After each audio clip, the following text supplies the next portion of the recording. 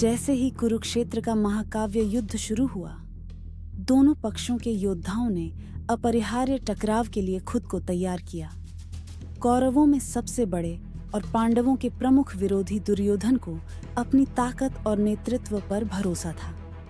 हालांकि वह पांडवों की ओर से भीम सहित उन दुर्जय योद्धाओं के बारे में भी जानता था जिन्होंने उसे युद्ध में मारने की कसम खाई थी। दुर्योधन की माता गांधारी अपार शक्ति और पुण्य की महिला थी।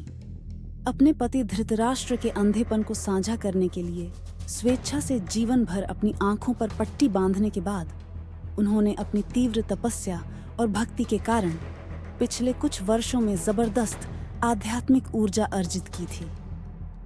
एक मां के रूप में वह अपने बेटे के भाग्य के बारे में गहराई से चिंतित थी, यह जानते हुए कि उसके कार्यों ने युद्ध के लिए मार्ग निर्धारित किया था, लेकिन फिर भी उसे नुकसान से बचाने की उम्मीद कर रही थी। एक रात अंतिम युद्ध से पहले गांधारी ने दुर्योधन को अपने कक्ष में बुलाया। उसने उसे बताया कि अगर वह उसे अपनी आंखों से देख सकती है तो उसके शरीर को अजेय बनाने की शक्ति उसके पास है। दशकों से उसने जो आध्यात्मिक शक्ति जमा की थी वह उसे हस्तांतरित कर देगी, जिससे वह युद्ध में अभेद्य बन जाएगा। हालांकि एक शर्त थी, दुर्योधन को पूरी तरह से नग्न होकर उसके सामने खड़ा होना होगा। दुर्योधन हालांकि शुरू में हिचकिचा रहा था, अपनी मां के अनुरोध पर सहमत हो गया। वह कपड़े उतारने लगा और निर्देश के अनुसार उसके कक्ष में जाने के लिए तैयार हो गया। हालांकि रास्ते में उनका सामना कृष्ण से हुआ, जो हमेशा धर्म की जीत सुनिश्चित करने के तरीकों की तलाश में रहते थे। कृष्ण गांधारी की योजना से अवगत थे। निर्दोष होने का नाटक करते हुए दुर्योधन के पास गए। ऐसी हालत में तुम कहाँ जा रहे हो, हे दुर्योधन? कृष्ण ने पूछा। दुर्योधन ने स्थिति को समझाते हुए कृष्ण को बताया कि उसकी मां ने उसे अपने सामने नग्न होने के लिए कहा था ताकि वह उसे अजेय बना सके। कृष्ण, सदा बुद्धिमान और चालाक, ने दुर्योधन के मन में संदेह का बीज बोया। दुर्योधन, तुम कुरुवंश के राजकुमार हो। आपके कद के व्यक्ति के लिए अपनी मां के सामने भी नग्न दिखना अनुचित है। क्यों न आप अपने आप को लंगोटी से ढक लें?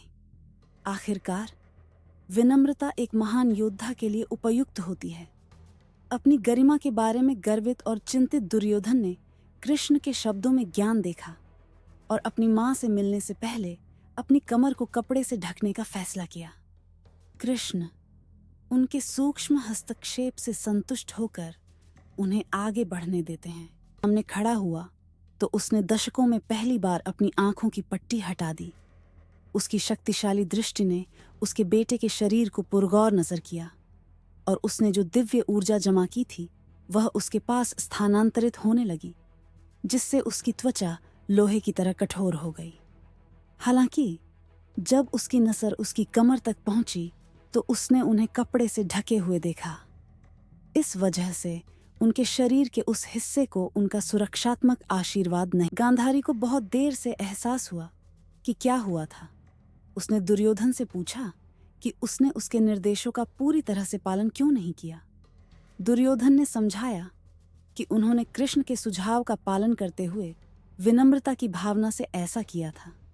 गांधारी ने यह जानते हुए आह भरी कि असुरक्षित क्षेत्र दुर्योधन का पतन बन जाएगा।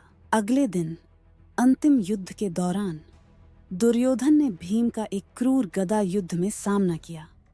कृष्ण द्वारा निर्देशित भीम ने दुर्योधन की जांघ पर प्रहार किया, जो उसके शरीर का एकमात्र कमजोर हिस्सा था, और उसे तोड़ दिया। इस प्रकार उसकी प्रतिज्ञा को पूरा किया और पांडवों के लिए जीत हासिल की।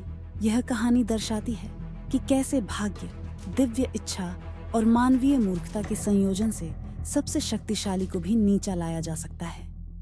यह महाभारत में प्रेम, शक्ति और नियति की जटिल गतिशीलता पर भी प्रकाश डालता है, जहां अप्रत्याशित घटनाओं और सूक्ष्म हस्तक्षेपों द्वारा सर्वोत्तम इरादों को भी विफल किया जा सकता है।